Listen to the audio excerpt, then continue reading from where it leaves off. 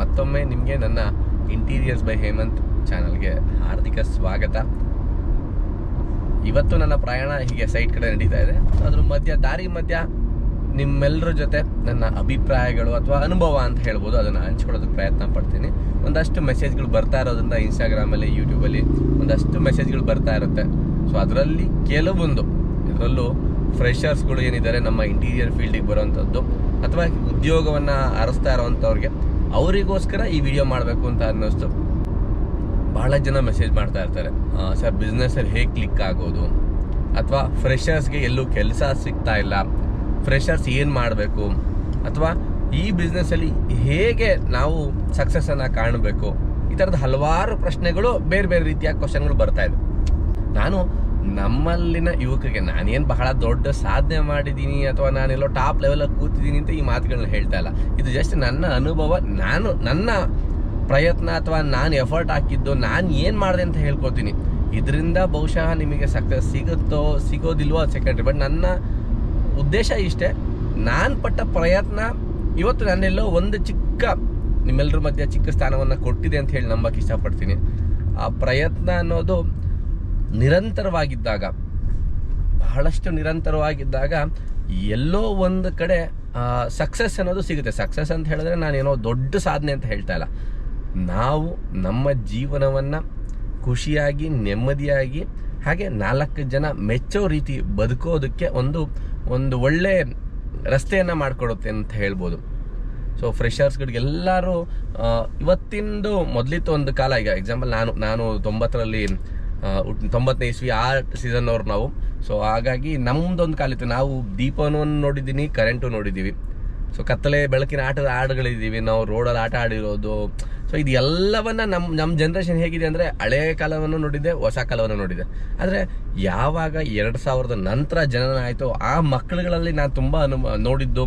So ಇವೆಲ್ಲ ಇದಾರಲ್ಲ, ಅವ್ರಿಗೆಲ್ಲರಿಗೂ ಒಂದು ಏನಾಗೋಗಿದೆ ಅಂತ ಹೇಳಿದ್ರೆ, ತಾಳ್ಮೆ ಅನ್ನೋದು ಅವರ ಹಿಸ್ಟ್ರಿನಲ್ಲೇ ಇಲ್ಲ ಅನ್ನೋ ಥರ ಆಗೋಗ್ಬಿಟ್ಟಿದೆ. ಯಾಕೆಂದರೆ ಇಮ್ಮಿಡಿಯೇಟ್ ಎಲ್ಲಾನು ಇನ್ಸ್ಟಂಟ್ ಫುಡ್ ಬೇಕು, ಇನ್ಸ್ಟಂಟಾಗಿ ಎಲ್ಲ ಆಗಬೇಕು, ಎಜುಕೇಷನ್ ಇನ್ಸ್ಟಂಟ್, ಎಲ್ಲಾನು ಫಾಸ್ಟ್ ಅನ್ನೋ ಫಾಸ್ಟ್ ಜೀವನಕ್ಕೆ ನಾವು ಹೇಗೆ ಅಡಾಪ್ಟ್ ಆಗೋಗಿದ್ದೀವಿ ಅಂತ ಹೇಳಿದ್ರೆ, ನಮ್ಗೆ ಆಗಿಲ್ಲ ಅಂತ ಹೇಳಿದ್ರೆ, ಯಾವ್ದಾದ್ರು ಒಂದು ವಿಚಾರ ನಾವು ಅಂದ್ಕೊಂಡಿದ್ದ ತಕ್ಷಣ ಆಗಿಲ್ಲ ಅಂತ ಹೇಳಿದ್ರೆ ಡಿಪ್ರೆಷನ್ ಲೆವೆಲ್ಗೆ ಹೊಟ್ಟೋಗ್ಬಿಡ್ತೀವಿ. ಈಗ ಅಂದ್ಕೊಂಡಿದ್ದು ಈಗ ಆಗೋಗ್ಬಿಡ್ಬೇಕು, ಇದಾಗಲೇಬೇಕು. ಆದರೆ ನಮ್ಮ ಜನ್ರೇಷನ್ದು ಏನಿತ್ತು ಅಂತ ಹೇಳಿದ್ರೆ, ನಾವು ಕೆಲಸ ಕಲಿಯೋದಕ್ಕೆ ಕಷ್ಟಪಡ್ತಾ ಇದ್ವಿ. ನಮ್ಗೆ ಯಾರು ಕೆಲಸಗಳನ್ನ ಹೇಳ್ಕೊಡ್ತಿರ್ಲಿಲ್ಲ. ಯಾಕೆಂದರೆ ಎಲ್ಲಿ ಹೇಳ್ಕೊಟ್ರೆ ಇವರೇ ಒಂದು ಹೊಸ ಕೆಲಸ ಶುರು ಮಾಡ್ತಾರೆ ಅನ್ನೋಂಥ ಪರಿಸ್ಥಿತಿ, ವಾತಾವರಣದ ಮಧ್ಯ ನಿಂತು ನಾವು ಕೆಲಸಗಳನ್ನ ಕಲ್ತಿದ್ದೀವಿ. ಆ್ಯಂಡ್ ನಮ್ಮೆಲ್ರಿಗೂ ಕಲಿಯೋ ಆಸಕ್ತಿ ತುಂಬ ಇತ್ತು. ಆದರೆ ಇವತ್ತಿನ ಮಕ್ಕಳಿಗೆ ಏನಾಗಿದೆ ಅಂತ ಹೇಳಿದ್ರೆ, ಸ್ಕೂಲಲ್ಲೇ, ಕಾಲೇಜಲ್ಲೇ ಬುಕ್ಗಳನ್ನ ಓದಿ ಎಜುಕೇಷನ್ ಅಂತ ಹೇಳಿ ನೆಕ್ಸ್ಟ್ ಬೇರೆ ಏನೂ ಇಲ್ಲ ಅನ್ನೋ ರೇಂಜಿಗೆ ಓದ್ಬಿಟ್ಟಿರ್ತಾರೆ. ಸೊ ಹಂಗಾಗಿ ಮತ್ತೆ ಕಲಿಬೇಕಾ, ಮತ್ತೆ ತಿಳ್ಕೊಳ್ಬೇಕಾ, ಮತ್ತೆ ಅದಕ್ಕೋಸ್ಕರ ಟೈಮ್ ಸ್ಪೆಂಡ್ ಮಾಡ್ಬೇಕಾ ಅನ್ನೋ ರೇಂಜಿಗೆ ರೋಸತ್ತು ಹೋಗಿದ್ದಾರೆ ಇವತ್ತಿನ ಜನ್ರೇಷನ್ ಹುಡುಗರುಗಳು. ಸೊ ಅವ್ರಿಗೇನಾಗ್ತಾ ಇದೆ, ಎಜುಕೇಷನ್ ಟಾರ್ಚರ್ ಇರುತ್ತೆ. ಅಲ್ಲಿ ಒಂದು 10 ವರ್ಷ ಪ್ಲಸ್ 12, 3, 15, 16, 18 ವರ್ಷನೇ ಕಳೆದ್ಬಿಟ್ಟಿರ್ತಾರೆ ಓದಿ. ಸೊ ಇಮಿಡಿಯೇಟ್ ಕೆಲಸ ಫೀಲ್ಡಿಗೆ ಬರದ ತಕ್ಷಣ ನನಗೆ ಅರ್ನಿಂಗ್ ಎಷ್ಟು ಸಿಗುತ್ತೆ, ನನಗೆ ಪ್ರಾಫಿಟ್ ಎಷ್ಟು ಸಿಗುತ್ತೆ, ಅಥವಾ ಸ್ಯಾಲ್ರಿ ಎಷ್ಟು ಸಿಗುತ್ತೆ. ಸೊ ನಮ್ಮಲ್ಲಿ ಹೆಚ್ಚಿನದಾಗಿ ಇವತ್ತಿನ ಹುಡುಗರುಗಳು ಮೇಯ್ನಾಗಿ ನೋಡೋದು ಸ್ಯಾಲ್ರಿ. ಒಂದು ಒಳ್ಳೆ ಕಂಪ್ನಿ ಕೆಲಸ ಸಿಗಬೇಕು, ಸೊ ಆ ಕೆಲಸಕ್ಕೋಸ್ಕರನೇ ಓದ್ತಾ ಇದೀವಿ ಅನ್ನೋ ಥರ ಆಗೋಗಿದೆ. ನಾನು ಓದ್ತಾ ಇರೋದೇ ಆ ಕೆಲಸಕ್ಕೋಸ್ಕರ, ಆ ಕೆಲಸ ಸಿಗೋದಕ್ಕೋಸ್ಕರ ಓದ್ತಾ ಇದ್ದೀನಿ ಅನ್ನೋದನ್ನ ಸ್ಟಾರ್ಟಿಂಗಲ್ಲೇ, ಇನಿಷಿಯಲ್ ಸ್ಟೇಜಲ್ಲೇ ಅವರು ಮೈಂಡ್ ಸೆಟ್ ಮಾಡ್ಕೊಂಡ್ಬಿಟ್ಟಿರ್ತಾರೆ. ಯಾಕೆಂದರೆ ನಮ್ಮ ಪೇರೆಂಟ್ಸ್ಗಳು ಅಷ್ಟೇ ಒಂಥರ ಅವ್ರು ನನಗೆ ಪುಷ್ ಮಾಡ್ತಾ ಇರ್ತಾರೆ, ನಿಂಗೆ ಒಳ್ಳೆ ಕಂಪ್ನಿ ಕೆಲಸ ಸಿಕ್ಕರೆ ಸಾಕು, ಒಂದೊಳ್ಳೆ ಕಂಪ್ನಿ ಕೆಲಸ ಸಿಕ್ಕರೆ ಒಂದೊಳ್ಳೆ ಕಡೆ ಹುಡುಗಿ ಸಿಗುತ್ತೆ ಅಥವಾ ಹುಡುಗ ಸಿಗುತ್ತೆ, ಮದುವೆ ಆಗಿ ಸೆಟಲ್ ಆಗಿಬಿಡ್ಬೋದು, ಇಷ್ಟೇ. ಬಟ್ ಎಲ್ಲೋ ನಮ್ಮ ಮಕ್ಕಳಿಗೆ ನೀನು ಕೂಡ ಏನೋ ಒಂದು ಮಾಡಬಹುದು, ನೀನು ಅಚೀವ್ ಮಾಡ್ಬೋದು, ಅಥವಾ ನೀನೇ ಓನಾಗಿ ಮಾಡಬಹುದು ಅನ್ನೋಂಥದ್ದು ತುಂಬ ಕಡಿಮೆ ಜನ. ಯಾಕೆ ಅಂತ ಹೇಳಿದ್ರೆ, ಬಹಳಷ್ಟು ಜನ ಬಿಸ್ನೆಸ್ ವಿಷಯದಲ್ಲಿ ಫೇಲ್ ಆಗಿರೋದು, ಲಾಸ್ ಮಾಡ್ಕೊಂಡಿರೋದು, ಮನೆ ಮಠ ಮಾರ್ಕೊಂಡಿರೋದು ಎಲ್ಲವನ್ನೂ ಇದೆ. ಸೊ ಹೀಗಿದ್ದಾಗ ಮುಂದೆ ಹೆಜ್ಜೆ ಇಟ್ಟು ಕೈಯಿಂದ ಬಂಡವಾಳ ಹಾಕಿ ಆ ಸಮಸ್ಯೆನ ಎದುರಿಸೋದಕ್ಕಿಂತ ಒಂದು ಒಳ್ಳೆ ಕಂಪನಿಯಲ್ಲಿ ಕೆಲಸಕ್ಕೆ ಸೇರಿಕೊಂಡ್ರೆ ನಾನು ಸೆಟಲ್ ಆಗ್ಬೋದು ಅನ್ನೋದು ಮೈಂಡ್ಸೆಟ್ ಬೆಳೀತಾ ಇದೆ. ಅದನ್ನು ತಪ್ಪು ಅಂತಲೂ ಹೇಳ್ತಾ ಇಲ್ಲ. ಬಟ್ ನಮ್ಮವ್ರು ಯಾರು ರಿಸ್ಕ್ ತಗೊಳ್ಳೋದಕ್ಕೆ ರೆಡಿನೇ ಇಲ್ಲ. ನಾನು ಅಬ್ಸರ್ವ್ ಮಾಡ್ದಂಗೆ ಬಹಳಷ್ಟು ಹುಡುಗರನ್ನ ಚೆಕ್ ಮಾಡಿದ್ದೀನಿ, ಅವ್ರಿಗೆ ರಿಸ್ಕ್ ಅನ್ನೋದು ಇಷ್ಟ ಇಲ್ಲ. ಆ್ಯಂಡ್ ತುಂಬ ಡೆಪ್ತಾಗಿ ಏನೂ ಆಲೋಚನೆ ಮಾಡೋ ಅಂಥದ್ದು ಬೇಕಾಗಿಲ್ಲ. ಯಾಕೆಂದರೆ ಇವತ್ತು ಗೂಗಲ್ ನೋಡಿದ್ರೆ, ಮೊಬೈಲ್ ಹಿಡ್ಕೊಂಡ್ರೆ ಎಲ್ಲವೂ ಸಿಗೋದ್ರಿಂದ ನನಗೆಲ್ಲ ಮೊಬೈಲಲ್ಲೇ ಸಿಗುತ್ತೆ. ಸೊ ಹಾಗಾಗಿ ನಾನು ಯಾಕೆ ಇಷ್ಟೆಲ್ಲ ದಿವಸ ತೊಗೊಳ್ಬೇಕು ಅನ್ನೋ ಒಂದು ಆಟಿಟ್ಯೂಡ್ ಇದೆ. ಎಸ್, ಅದು ಒಂಥರ ಕರೆಕ್ಟೇ. ಬಟ್ ಎಷ್ಟರ ಮಟ್ಟಿಗೆ ಅದು ನಿಮಗೆ ಬೆನಿಫಿಟ್ ಆಗುತ್ತೋ ಅನ್ನೋದು ನಿಮ್ಮ ಆಲೋಚನೆ, ನೀವು ಆಯ್ಕೆ ಮಾಡ್ಕೊಂಡಿರೋ ದಾರಿ ಮೇಲೆ ಡಿಪೆಂಡ್ ಆಗ್ತಾ ಹೋಗುತ್ತೆ. ಮೊದಲೆಲ್ಲ ನಮ್ಗೇನೈತಿ, ಇವತ್ತು ಗೂಗಲ್ ಇರಲಿಲ್ಲ, ಮೊಬೈಲ್ ಅವತ್ತು ಇರಲಿಲ್ಲ ಅಂದಾಗ ಏನು ಮಾಡ್ತೀವಿ, ರೋಡ್ನ 4 ಜನರನ್ನ ಕೇಳಿ, ನಾನು ಎಲ್ಲೋ ಒಂದು ಡೆಸ್ಟಿನೇಷನ್ಗೆ ಹೋಗ್ಬೇಕಂದಾಗ 4 ಜನರನ್ನ ಕೇಳಿ ಅವರನ್ನ ಮಾತಾಡಿಸಿ ಈ ಕಡೆ ದಾರಿಗೆ ಇದಕ್ಕಾದ್ರೆ ಯಾವ ರೂಟಲ್ಲಿ ಹೋಗ್ಬೇಕು ಅಂತ ಹೇಳಿ ಕೇಳ್ಕೊಂಡು ಹೋಗ್ತಾ ಇದ್ವಿ. ಆಗ ಅವ್ರ ಅಡ್ರೆಸ್ ಹೇಳುವಾಗ ಇಲ್ಲಿ ಈ ಅಂಗಡಿ ಇದೆ ಅಥವಾ ಇಲ್ಲೊಂದು ಮೆಡಿಕಲ್ ಇದೆ, ಇಲ್ಲೊಂದು ಹಾಸ್ಪಿಟಲ್ ಇದೆ, ನೋಡ್ಕೊಂಡು ಹೋಗಿ ಅದಾದ್ಮೇಲೆ ಲೆಫ್ಟಿಗೆ ತಗೊಳ್ಳಿ ಅಥವಾ ರೈಟಿಗೆ ತಗೊಳ್ಳಿ ಅಂತ ಹೇಳಿ ಗೈಡ್ ಮಾಡ್ತಾ ಇದ್ರು. ಇವತ್ತೇನಾಗಿದೆ, ಮೊಬೈಲಲ್ಲಿ ಮ್ಯಾಪ್ ಇರೋದ್ರಿಂದ ಹಾಕ್ತೀವಿ. ನಾನೇ ಬೇರೆ ಆದ್ರೂ ಬೇಡ, ಈಗ ನಾನೇ ಏನಾಗೋಗಿದೆ, ಮ್ಯಾಪ್ ಹಾಕೊಂಡ್ರೆ ಮ್ಯಾಪ್ ನೋಡ್ಕೊಂಡು ಗಾಡಿ ಓಡಿಸ್ತಾ ಇರ್ತೀವಿ ಹೊರತು ರೋಡಲ್ಲಿ ಅಕ್ಕಪಕ್ಕ ಏನಿದೆ ನೋಡೋಕ್ಕೂ ಹೋಗಲ್ಲ, ಇಲ್ಲೊಂದು ವಿಚಾರಗಳು ಇರಬಹುದು ಅಂತ. ಈಗ ಆದಾಗ ಏನಾಗುತ್ತೆ, ನಮಗೆ ಏನೇ ಬೇಕು, ನಮ್ಗೆ ಯಾವುದನ್ನೇ ಹುಡುಕ್ಬೇಕು ಅಂತ ಹೇಳಿದ್ರು ಮೊಬೈಲಲ್ಲೇ ಸರ್ಚ್ ಮಾಡಬೇಕು, ಅದು ಎಲ್ಲಿ ತೋರಿಸುತ್ತೆ ಅಲ್ಲಿ ಹೋಗ್ತಾ ಇದೀವಿ. ಸೊ ಒಂದು ಟೆಕ್ನಾಲಜಿಯನ್ನು ನಾವು ಬ್ಲೈಂಡ್ ಆಗಿ ನಂಬುತ್ತಾ ಹೋಗ್ತಾ ಇದೀವಿ. ಇಲ್ಲಿ ನಮ್ಮ ಬುದ್ಧಿಶಕ್ತಿ ಏನೂ ಇಲ್ಲ. ಟೆಕ್ನಾಲಜಿನ ಮೊಬೈಲಿಗೆ ಬಂಡವಾಳ ಹಾಕೋದು ಅಥವಾ ಇಂಟರ್ನೆಟ್ ಪ್ಯಾಕೇಜ್ ರೀಚಾರ್ಜ್ ಮಾಡಿಸೋದು ಅಷ್ಟೇ ನಮ್ಮದು. ರಿಮೈನಿಂಗ್ ಎಲ್ಲ ಮೊಬೈಲೇ ಕೊಡ್ತಾ ಇರೋದ್ರಿಂದ ಏನಾಗ್ತಿದೆ, ನಮ್ಮ ಬುದ್ಧಿಶಕ್ತಿ ಎಲ್ಲೋ ಒಂದು ಕಡೆ ಕುಂಠಿತ ಆಗ್ತಾ ಇದೆ, ಕಡಿಮೆ ಆಗ್ತಾ ಇದೆ ಅನ್ನೋದು ನನ್ನ ಅಭಿಪ್ರಾಯ. ನಾವೆಷ್ಟು ಮೊಬೈಲ್ಗೆ ಅಡಿಕ್ಟ್ ಆಗ್ತಿದೀವಿ ಅಂದರೆ ಏನು ಬೇಕು ಅಂದ್ರೂ ಮೊಬೈಲಲ್ಲೇ ಆಗ್ತಾ ಇದೆ. ಹೊರಗಡೆ ಪ್ರಪಂಚ ಏನು ನಡೀತಾ ಇದೆ ಅನ್ನೋ ಕೂಡ ನಮಗೆ ಗೊತ್ತಾಗ್ತಲ್ಲ, ಅದನ್ನು ನಾವು ಮೊಬೈಲ್ ನೋಡೇ ತಿಳ್ಕೊಳ್ತೀವಿ. ನಮ್ಮ ಪಕ್ಕದ ಮನೇಲಿ ಏನಾದ್ರು ಸಮಸ್ಯೆ ಆಗಿ ಬಿಲ್ಡಿಂಗ್ ಬಿದ್ದೋಗ್ತಾ ಇದೆ ಅಂತ ಹೇಳಿದ್ರು ಅದನ್ನು ನಾನು ಮೊಬೈಲ್ ನೋಡೇ ತಿಳ್ಕೊಬೇಕು. ಈಗ ಆಗೋಗಿದೆ ನಮ್ಮ ಜೀವನ. ಸೊ ಈ ಥರದ ವಿಚಾರಗಳಿದ್ದಾಗ ನಾವೊಂದು ಚೂರು ಬದಲಾಗಬೇಕಾಗಿರೋದು. ನಾನು ಅಂದ್ಕೊಳ್ಳೋದೇನಂತ ಹೇಳಿದ್ರೆ, ನಾವು ಹೊರಗಿನ ಪ್ರಪಂಚಕ್ಕೆ ಹೊಂದ್ಕೊಳ್ತಾ ಹೋಗ್ಬೇಕು, 4 ಜನರ ಜೊತೆ ಬೆರೀತಾ ಹೋಗ್ಬೇಕು. ಆಗ ನಮಗೊಂದಷ್ಟು ಮಾಹಿತಿಗಳು ಸಿಗ್ತಾ ಹೋಗುತ್ತೆ. ಅದರಲ್ಲೂ ಎಸ್ಪೆಷಲಿ ಈ ಎಜುಕೇಷನ್ನ ಮುಗಿಸಿ ಹೊಸದಾಗಿ ಬರುವಂತಹ ಫ್ರೆಷರ್ಸ್ಗಳಿಗೆ, ಮೇಯ್ನ್ ಆಗಿ ನಮ್ಮ ಇಂಟೀರಿಯರ್ ಫೀಲ್ಡಿಗೆ ಬರುವಂತಹ ಹುಡುಗರುಗಳಿಗೆ ನಾನು ಸಜೆಸ್ಟ್ ಮಾಡೋದು, ಹುಡುಗರು ಅಥವಾ ಹುಡುಗಿರು, ನಾನು ಜೆಂಡರ್ನ ಹೇಳ್ತಾ ಇಲ್ಲ, ಯಾರಾದರೂ ಅಷ್ಟೇ ನಮ್ಮ ಫೀಲ್ಡಿಗೆ ಬರುವಂಥವ್ರನ್ನ ನಾನು ಹೇಳೋದು ಇಷ್ಟೇ. ಸೊ ನಮ್ಮವ್ರಿಗೆ ಯಾರಿಗೂ ಏನಾಗುತ್ತೆ, ಇಂಜಿನಿಯರಿಂಗ್ ಮಾಡಿರ್ಬೋದು ಅಥವಾ ಆರ್ಕಿಟೆಕ್ಚರ್ ಮಾಡಿರ್ಬೋದು, ಮುಗಿಸ್ಕೊಂಡ ತಕ್ಷಣ ಅವ್ರಿಗೆ ಏನು ಫೀಲ್ ಇರುತ್ತೆ, ನಾನು ಎಕ್ಸ್ಪೀರಿಯನ್ಸ್ ಪರ್ಸನ್ನು ಅಥವಾ ನನಗೇನೋ ಎಲ್ಲ ಚೆನ್ನಾಗಿ ಗೊತ್ತಿದೆ ಅಂತ ಹೇಳಿ. ಸೊ ಇಂಟೀರಿಯರ್ ಫೀಲ್ಡಿಗೆ ಬರೋರು ಒಂದಷ್ಟು ಅಕಾಡೆಮಿನಲ್ಲೋ ಅಥವಾ ಕೋರ್ಸ್ ಟ್ರೈನಿಂಗ್ ಸೆಂಟರಲ್ಲೋ ಸೇರ್ಕೊಂಡಿರ್ತಾರೆ, ಕೋರ್ಸ್ಗಳನ್ನ ಕಲಿತು ಸಾಫ್ಟ್ವೇರ್ಗಳನ್ನ ಕಲಿತು ಬಂದಿರ್ತಾರೆ.